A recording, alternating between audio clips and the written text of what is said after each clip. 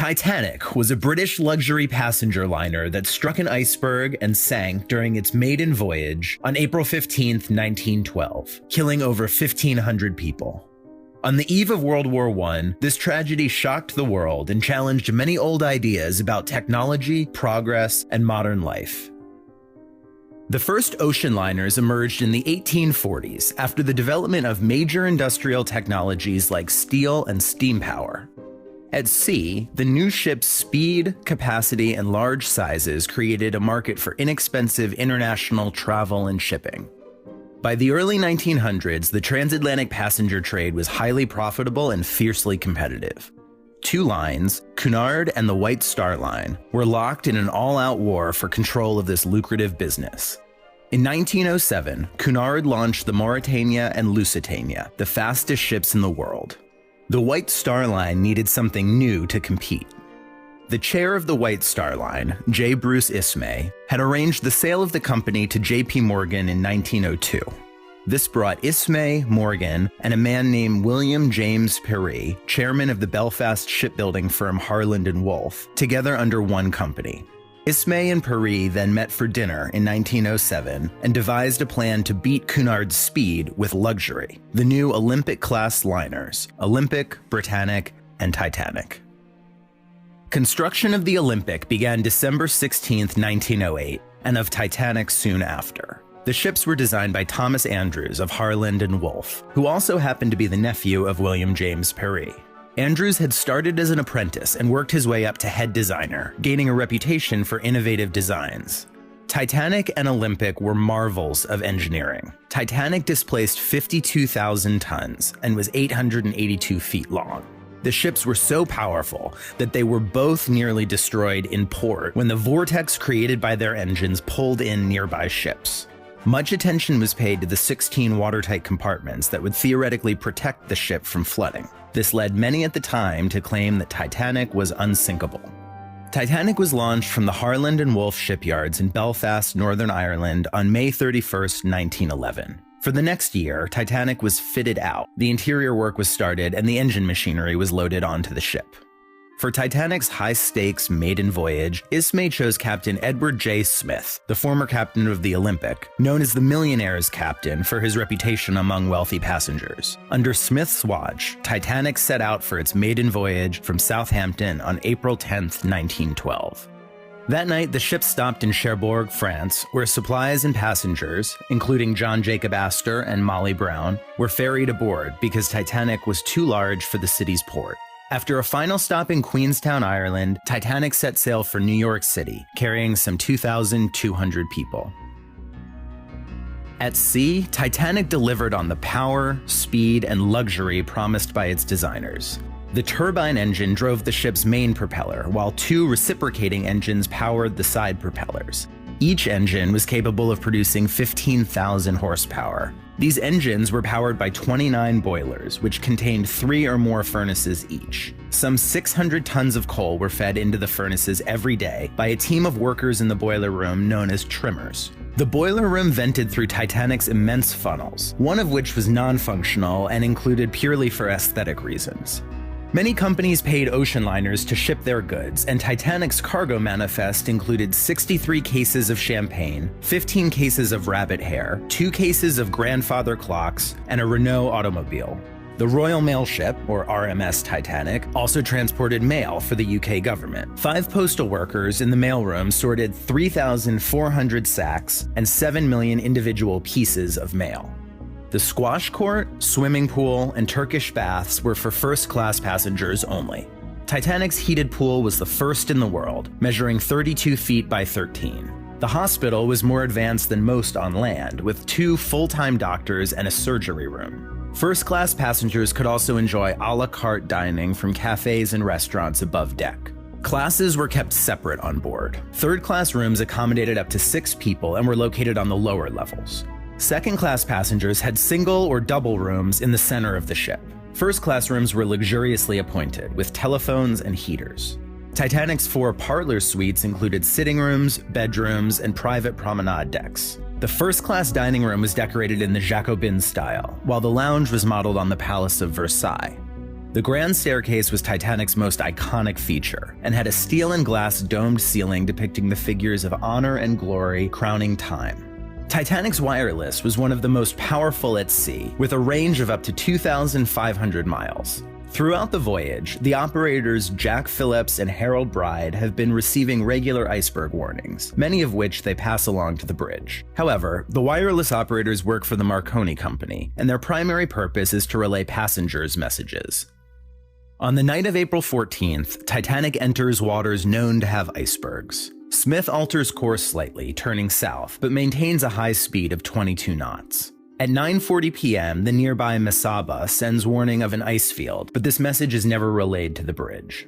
At 10:55 p.m., the California sends word that it has been stopped after becoming surrounded by ice. Wireless operator Phillips is busy handling passenger messages and scolds the California for interrupting him. By 11 p.m., Smith has not slowed Titanic. Some survivors reported this was at Ismay's urging. He wanted to arrive a day early and make headlines. However, new research has offered up another theory. The lone coal fireman to survive the sinking testified in 1912 that a fire had been raging in Titanic's boiler room for days, since before the ship had first departed. Rather than delay the maiden voyage a third time, Smith decided to set sail, and the firemen fought the fire at sea, which was not uncommon at the time. It's believed that this onboard fire is what forced Smith to sail so fast and could have even weakened Titanic's hull. At 11:40 p.m., 400 nautical miles south of Newfoundland, an iceberg is spotted. The first officer orders the ship hard to starboard and reverses the engines, which actually slows Titanic's turning speed. Titanic's starboard side scrapes the iceberg, rupturing 5 watertight compartments below the waterline. It's believed that a higher speed collision would have caused more damage to fewer compartments, and Titanic would have survived. But ship designer Andrews knows immediately that with more than 4 watertight compartments filled, Titanic will founder. The watertight compartments extend only to E-deck, and the water will eventually spill over. Smith orders the wireless operators to send distress signals, but does not order a general alarm. Titanic's sister Olympic responds, but at over 500 miles away, won't make it to Titanic in time. At 12:15 a.m., the Mount Temple responds. It's 50 miles away and speeds to Titanic, but is stopped by an ice field. At 12:20 a.m., the Carpathia hears the call. However, the slower ship is 58 miles away, and it will take over 3 hours to reach Titanic. The Russian steamer Birma is 70 miles away when it hears Titanic's SOS, also too far. As Titanic sinks, the crew spots a ship on the horizon. However, this mystery ship does not respond to messages or approach the sinking liner. It is believed this was the Samson, a Norwegian boat that was in the area illegally hunting seals. The nearby California is Titanic's last hope, but the wireless is turned off. The crew wakes Captain Stanley Lord when they see Titanic's emergency flares, but he orders them to respond using the Morse lamp instead of the wireless. They will not hear a response from Titanic. Meanwhile, Titanic begins to launch lifeboats, with women and children first. But without a general alarm, many below-deck passengers are not even aware something is wrong. Titanic has 20 lifeboats, enough for 1,178 people, a little over half of those on board.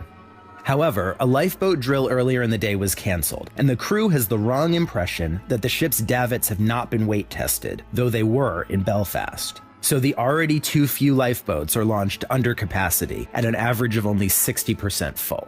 As Titanic's bow fills with water, the hull begins to rise out of the ocean. At 2:18 a.m., Titanic splits in half. At 2:20, the stern sinks below the ocean, plunging over 1,500 people into the freezing water. Those in the lifeboats are fearful of getting swamped, and they wait to return. By the time they do, 68% of the people on board Titanic have died.